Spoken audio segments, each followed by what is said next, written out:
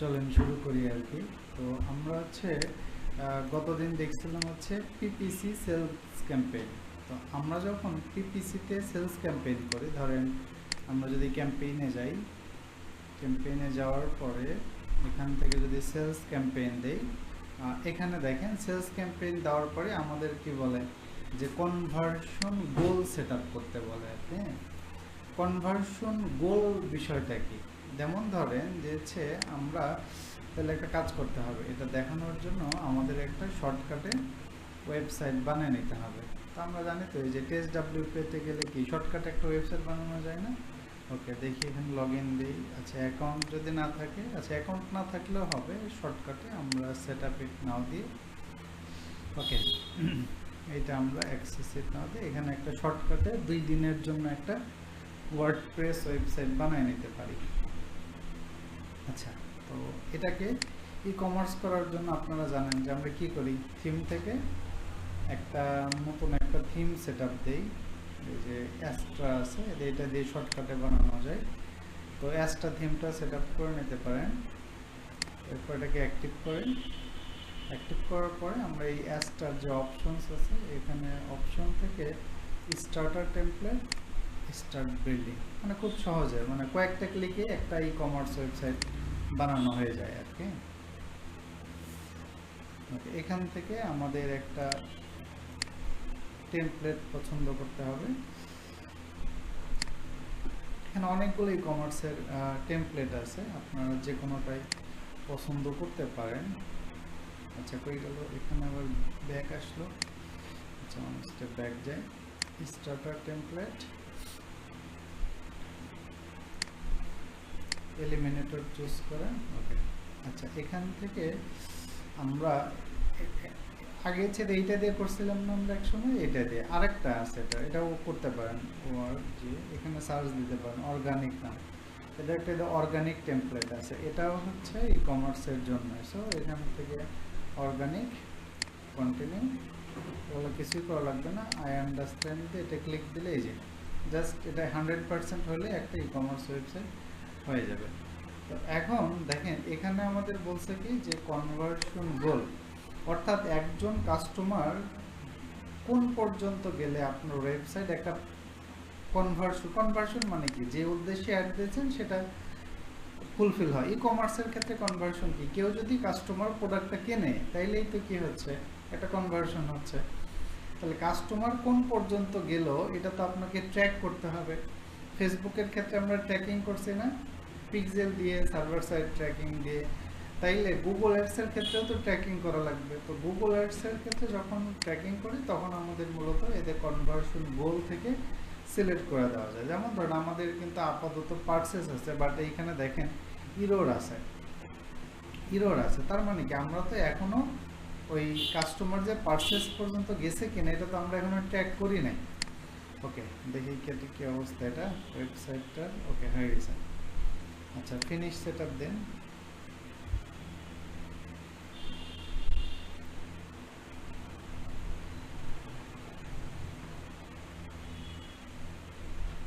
আচ্ছা, এখানে আরেকটা কাজ করবেন, যেটা হচ্ছে যে স্টোর কামিং সুন। আমরা যখন কোনো ই কমার্স বানাই তখন এখানে কামিং সুন দেখা যায়, এটা দিয়ে এখানে এটাকে লাইভ করে দিবেন। আরেকটা কাজ করতে হবে যে আমাদের ওয়েবসাইট থেকে কেউ যদি কোনো প্রোডাক্ট কিনে তাইলে এইখানে পেমেন্টে যাবেন, পেমেন্টে গিয়ে একটা পেমেন্ট সিস্টেম ইন্টিগ্রেট করে দিতে হবে। তো আপাতত আমরা একটা শর্টকাট পেমেন্ট সিস্টেম দিয়ে দিব, যে এখান থেকে দেখবেন এই যে ট্র্যাক পেমেন্ট অফলাইন আছে না, ওই যে ক্যাশ অন ডেলিভারি। তাহলে ট্র্যাক পেমেন্টে গিয়ে যে আমরা ক্যাশ অন ডেলিভারিটা এনেবল করে দিব। ওকে, হয়ে গেছে। এখন যদি আমাদের ওয়েবসাইটে যাই, ওয়েবসাইটে একটা ই কমার্স ওয়েবসাইট, ধরেন একটা প্রোডাক্ট আছে, কেউ যদি এই প্রোডাক্টে ক্লিক করে এই পর্যন্ত আসে তাহলে কি একটা কনভার্সন ধরবেন? অ্যাড টু কাট করলে ধরবেন? তাইলেও তো ধরবেন না। হ্যাঁ, প্রসিড টু চেক আউট, এখানেও এই চেক আউট পেজের কিন্তু আরেকটা নাম আছে। এই চেক আউট পেজের আরেকটা নাম হচ্ছে ইনিশিয়াল চেক আউট, মানে এখন পর্যন্ত ফুললি চেক আউট করা হয়নি, ইনিশিয়াল লেভেলে আছে। এখন এইখানে যদি কেউ নাম, ফোন নাম্বার, ধরেন আমি একটা দেই, এখানে ধরেন দিলাম দিলাম একটা। ওকে, এখানে কান্ট্রি আছে, কান্ট্রি ধরেন আমি আপাতত বাংলাদেশ দিলাম। স্ট্রিট অ্যাড্রেস একটা দিলাম আর কি, অ্যাপার্টমেন্ট দরকার নেই, সিটি টাউন কুষ্টিয়া। ওকে, এখানে দিলাম একটা পোস্টকোড। ফোন নাম্বার দিতে হবে।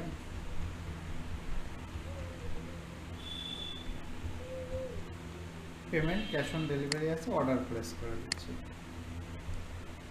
ওকে, এই পর্যন্ত আসলে না আপনি ধরবেন কি একজন সাকসেসফুলি প্রোডাক্টটা কিনছে। তাইলে আমাদের কেউ যদি গুগলে অ্যাড দেখে, অ্যাড দেখে যদি এই পর্যন্ত আসে, তাইলে না বুঝবো যে প্রোডাক্টটা কিনছে। তাছাড়া কি বুঝতে পারবেন প্রোডাক্টটা কিনছে না? তাহলে এইটা আমাদের ট্র্যাক করতে হবে না?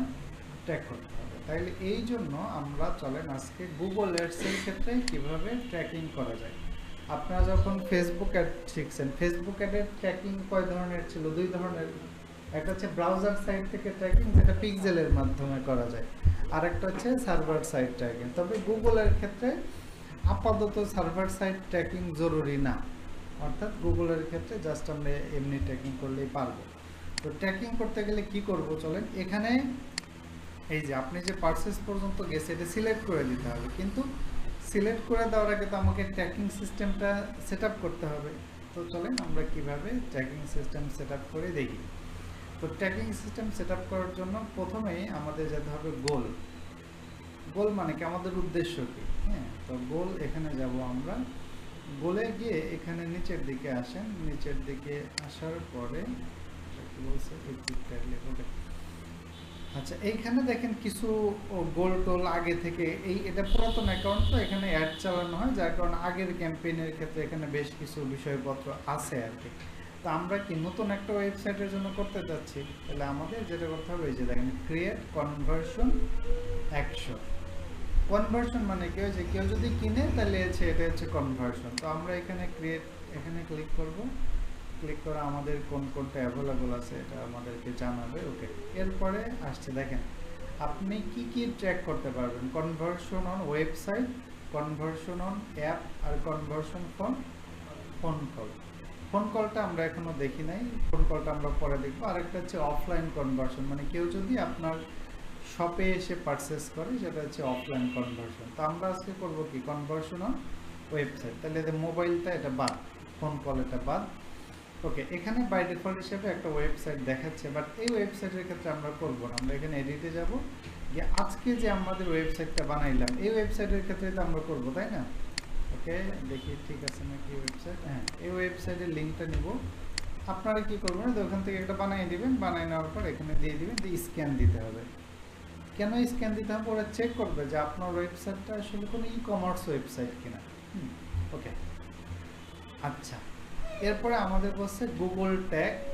আমরা ফেসবুক মানে ট্র্যাকিংয়ের ক্ষেত্রে জিটিএম দেখছিলাম না, গুগল ট্যাগ ম্যানেজার, ওইটা পরে, এখানে আমাদের কিছু করার দরকার নাই, যা আছে তাই থাক। এটা নট ইনস্টল, এটা পরে সেট আপ করবো। আমরা ডান দিব, ডান দিয়ে এখান থেকে আমরা 7 কন্টিনিউ দেবো। ওকে, তো এখানে দেখেন আমরা একটা ওয়েবসাইটের ক্ষেত্রে কি কি ট্র্যাক করতে পারবো। কে আপনার পেজ ভিজিট করছে, পেজ ভিউ, যে কোনো পেজে গেলে আপনি ট্র্যাক করতে পারবেন। কে আপনার হচ্ছে কন্ট্যাক্ট ফর্ম ফিল আপ করছে, বলছে when a customer contact with your business by phone, SMS, email or chatting. কে পারচেস করছে, কে সাইন আপ করছে, কে আপনার সাবস্ক্রাইব করছে। সাবস্ক্রাইব বলতে গিয়ে দেখবেন অনেক সফটওয়্যার আছে না, যে 15 দিনের জন্য ট্রায়াল, তাহলে তখন আমরা কি করি, সাবস্ক্রাইব করি আর কি। হ্যাঁ, লিড ফর্ম, এগুলো আমাদের এই মুহূর্তে লাগতেছে না। আমাদের আজকে আমরা ট্র্যাক করতে যাচ্ছি কোনটা, পারচেস। আমাদের ওয়েবসাইট থেকে কে কে প্রোডাক্টটা কিনেছে তাদেরকে আমি ট্র্যাক করতে চাচ্ছি। সো আমরা এখান থেকে পারচেস দেব।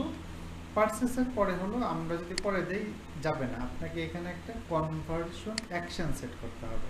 তো কনভার্সন অ্যাকশানে কি করে, এখানে একটা ওয়েব আছে, এটাই সিলেক্ট করে দেন। এখানে বলছে create a new conversion action. এখান থেকে আপনারা সেট করবেন set up manually using code, এটা করবেন। এখানে অনেকগুলো সেটিংস আছে, সেটিংগুলো আমাদের এই মুহূর্তে দরকার নাই, বা একটু বলা যেতে পারে। এখানে আপনার দিলেন পারচেস, আপনার কোন ওয়েবসাইট, সেই ওয়েবসাইটের নামটা দিয়ে দিতে পারে, কারণ একই সাথে অনেকগুলো ওয়েবসাইটের তো আমরা কনভার্সন সেটআপমেন্ট করতে পারি। ওকে, এই জন্য আমরা চেনার জন্য কনভার্সন ওয়েবসাইটের নামটা দিয়ে দিলাম। আচ্ছা, এইখানে খুবই ইম্পর্টেন্ট একটা জিনিস আছে। দেখেন, আমরা যখন এই কনভার্সনের অ্যাকশনের সেটিংয়ে আসতেছি, এখানে বলতেছে ভ্যালু, বলছে use the same value for each conversion, আর এখানে বলতে use different values for each. Value মানে হচ্ছে মূল্য, প্রাইস। হ্যাঁ, ধরেন এই যে আপনার ওয়েবসাইটে যতগুলো প্রোডাক্ট আছে সবগুলো প্রোডাক্টের প্রাইস কি সেম? না। আবার ধরেন একজন মানুষ এসে যখন আপনার ওয়েবসাইট থেকে কোনো প্রোডাক্ট কিনবে, কেউ অনলি সিঙ্গেল প্রোডাক্ট কিনতে পারে, কেউ অনেকগুলো প্রোডাক্ট কিনতে পারে। তাহলে আপনি যত টাকার প্রোডাক্ট কিনলেন আর আমি যত টাকার প্রোডাক্ট কিনলাম, দুইটা তো এক হওয়ার সম্ভাবনা নাই। তার মানে এই যে প্রোডাক্টের যে প্রাইস, এটা ভ্যালু কি সবসময় সেম থাকবে না আলাদা আলাদা থাকবে? কাস্টমার টু কাস্টমার ভ্যারি করবে না? ভ্যারি করবে। এখানে আমাদের বলছে, দেখেন আপনি যদি এইটা দেন যে use the same value for each conversion, আপনি কথার কথা এখানে দিলেন $50 ইউএসডি, $50। তার মানে কি, কেউ একজন যদি 10 টাকারও জিনিস কিনে, গুগলের কাছে জমা হবে কত ডলার? $50। কেউ যদি $100 কিনে, তাইলে গুগলের কাছে জমা হবে $50। কিন্তু আসলে কি তাই হচ্ছে? না। তাহলে সেক্ষেত্রে আমাদের ইউজ করতে হবে কোনটা? এই যে use different values for each conversion. তবে এখানে বাই ডিফল্ট দিতে হবে 1। কেন? কারণ আপনি 1-এর সাথে যাই গুণ করেন ভ্যালু কি ওটাই হয় না? ধরেন আপনি হচ্ছে $15, $19, $25 এত টাকার কিনছেন, তাহলে এতর সাথে গুণ হবে কত? 1। ওকে, তাহলে যার কারণে বাই ডিফল্ট ভ্যালু হচ্ছে এখানে 1।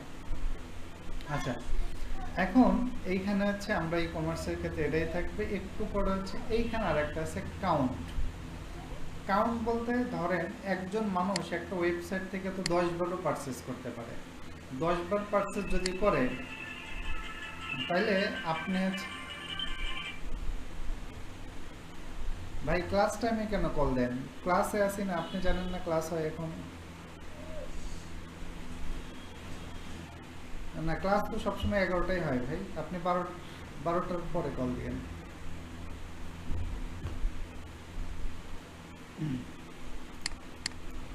আচ্ছা, এখানে দেখেন যে বলছে যে একজন কাস্টমার যদি আপনি 1 দিয়ে দেন, যদি 1 দেন তাহলে কি হবে? ধরেন আপনি এখন গিয়ে পারচেস করছেন, 1 সপ্তাহ পরে গিয়ে পারচেস করছেন, তাহলে প্রত্যেকবারই কাউন্ট করবে কি একবারই? কাস্টমার তো আপনি একাই। কিন্তু ই কমার্সের ক্ষেত্রে কি ওয়ান টাইম হবে? না, কারণ আপনি যতবার পারচেস করছেন সবগুলো ডেটাই তো গুগলের কাছে যেতে হবে। 1 কখন লাগে? ধরেন আপনি কোন একটা ওয়েবসাইটে কোন একটা বলছে অফার দিছে, বলছে যে এই ফর্মটা ফিল আপ করো, তাহলে একটা ফর্ম আপনি একবার ফিল আপ করলেও যা, 10 বার ফিল আপ করলেও তাই। অথবা বিভিন্ন ওয়েবসাইটে দেখবেন, যেমন আপনাকে আমি একটা ওয়েবসাইট দেখাই, যেমন হচ্ছে এসইও সার্চ। আচ্ছা, এখানে একটা ওয়েবসাইট থাকে, ধরেন এই ধরনের ওয়েবসাইটে গেলে বিভিন্ন সাবস্ক্রাইবার থাকে আর কি, ফর্ম থাকে। এই যে দেখেন বলছে যে get the news letter serve market place, কারণ আমরা আমাদের ইমেইল দিয়ে এখানে কি সাবস্ক্রাইব করতে পারি। তাহলে কি হবে যে বিভিন্ন সময় ওরা আমাদের ইমেইলে গুরুত্বপূর্ণ ইনফরমেশনগুলো পাঠাবে। ধরেন আমি এখানে একটা মেইল দিলাম @gmail.com, মেইলটা একটু কপি রাখি, দিলাম, তাহলে আমার সাবস্ক্রাইবার ডান। আমি আবার এক ধাপে ব্যাক গেলাম, গিয়ে এটা আমি আবার একটু রিলোড দেই, গিয়ে আবার ওই মেইলটা দিয়ে আমি আবার সাবস্ক্রাইব করলাম, এবারও কিন্তু হয়েছে। তাহলে আপনি একই মেইল দিয়ে যতবার সাবস্ক্রাইব করবেন প্রত্যেকবারই কিন্তু নিবে। কিন্তু একই মেইল দিয়ে যদি 50 বারও সাবস্ক্রাইব করেন, আপনি ইউজার কয়জন? একজন। তাহলে এই ক্ষেত্রে যদি আপনি এভরি দেন, তাহলে কি হবে? গুগলের কাছে হিসাব যাবে যে 50 জন লোক সাবমিট করছে, কিন্তু আসলেই তো 50 জন করেন, এর মধ্যে অনেকে রিপিট আছে। তাহলে ই কমার্সের সময় আমরা দিব হচ্ছে 1, সরি ই কমার্সের সময় দিব এভরি, আর অন্যান্য এরকম সাবস্ক্রিপশন এই টাইপের ক্ষেত্রে দিব 1, মানে একজন ইউজার যতবারই সাবমিট করুন ধরবে হচ্ছে একদিন। আচ্ছা, এরপর আসছে ক্লিক থ্রু কনভার্সন উইন্ডো।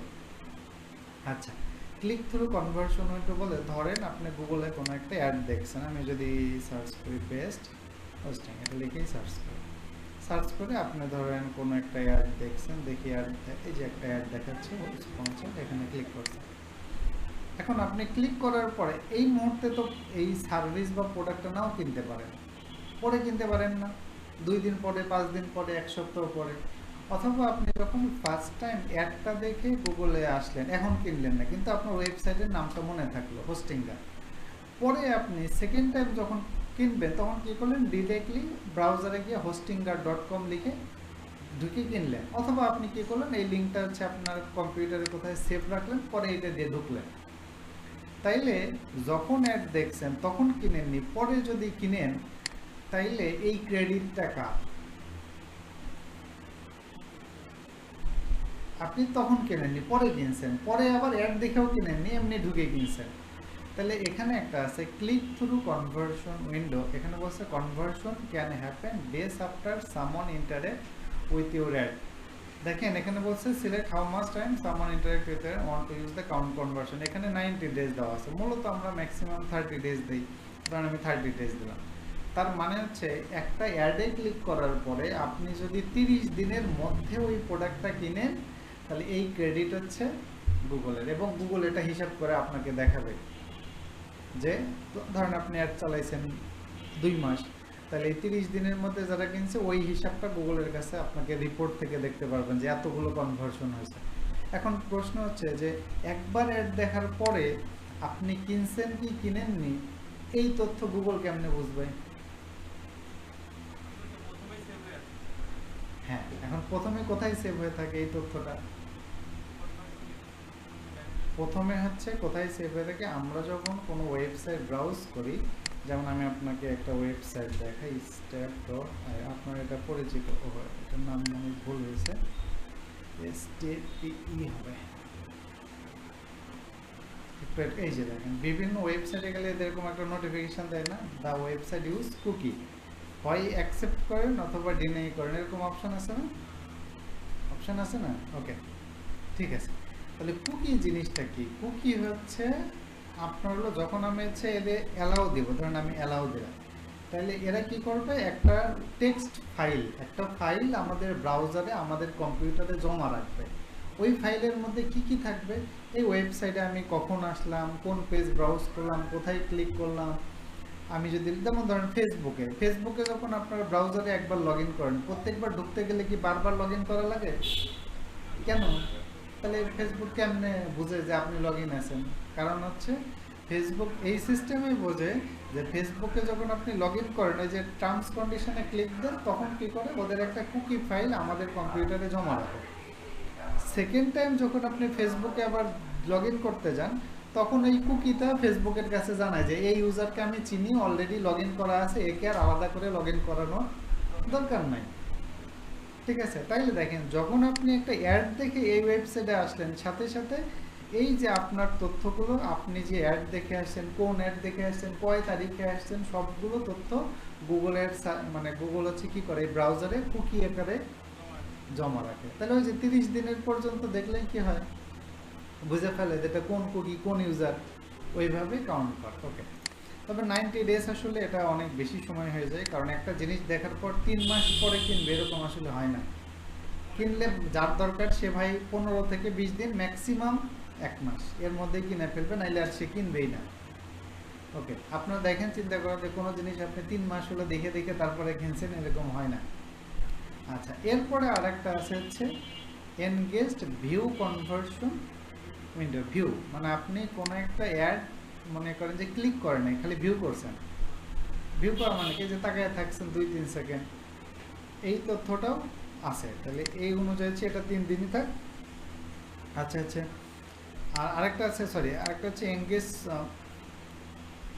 এটা হচ্ছে ভিডিওর ক্ষেত্রে বলছে এনগেজ ভিউ কনভার্সন উইন্ডো, যে হচ্ছে এটা হচ্ছে বলছে select how long two track conversion after a video engagement. মানে ভিডিও যদি আপনি দেখেন তাহলে এটা 3 দিন, আর যদি শুধু অ্যাড ভিউ দেখেন, ক্লিক করেন না, তাহলে এটা হচ্ছে 1 দিন।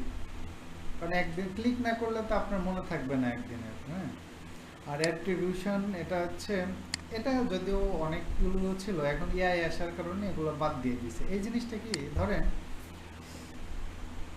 এই যে আমরা এখানে অ্যাড দেখলাম হোস্টিংগার, এখান থেকে ক্লিক করে আপনি এখানে আসছেন, তাহলে এই অ্যাডটা তো আপনি যখন আবার ধরেন ইউটিউবে যাবেন, ইউটিউবে গিয়ে আমরা যদি ধরেন এখান থেকে কোনো একটা অ্যাড দেখি, এই যে এখানে হোস্টিং অ্যাড দেখাচ্ছে না, তাহলে আমি এখানে ক্লিক করেও তো এই ওয়েবসাইটে আসতে পারি।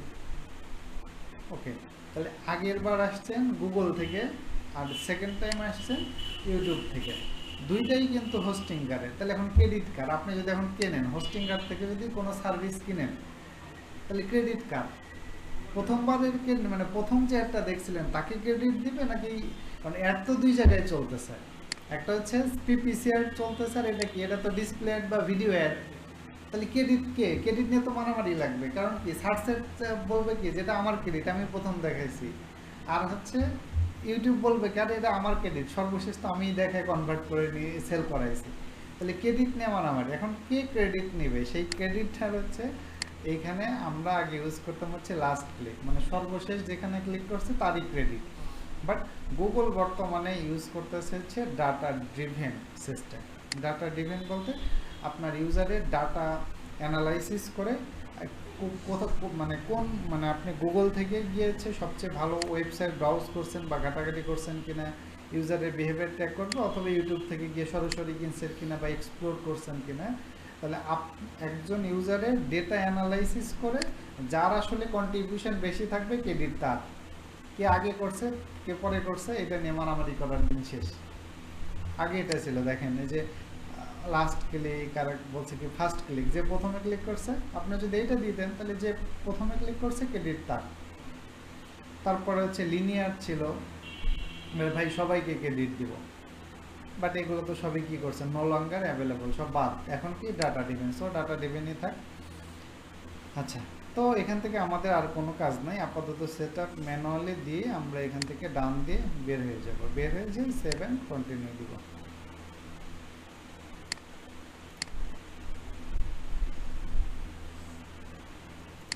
গুগল আবার মাঝে মাঝে ঝামেলা করে, ডেটা সেভ হয় না, একটু রিলোড দিয়ে নেবেন যদি সেভ না হয়।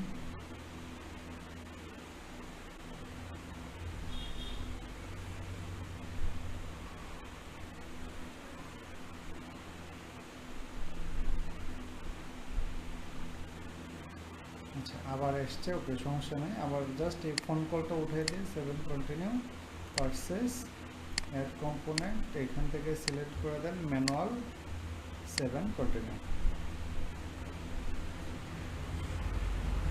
এই ঝামেলাটা হচ্ছে একটু বিরক্তিকর আর কি।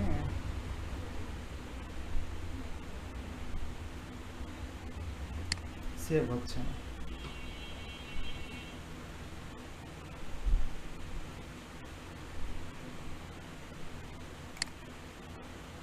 সেভ না হলে তো পরের ধাপে যাওয়া যাবে না।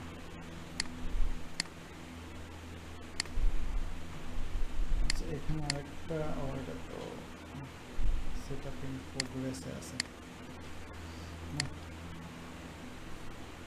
তাইলে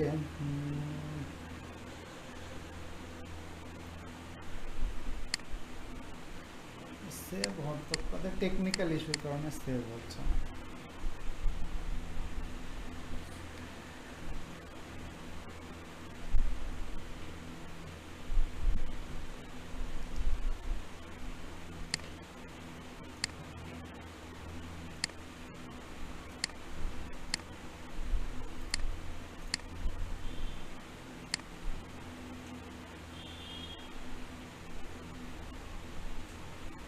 আপু ল্যাপটপ নিয়ে এসছেন আপনার, দেখি আপনারটা দেন তো।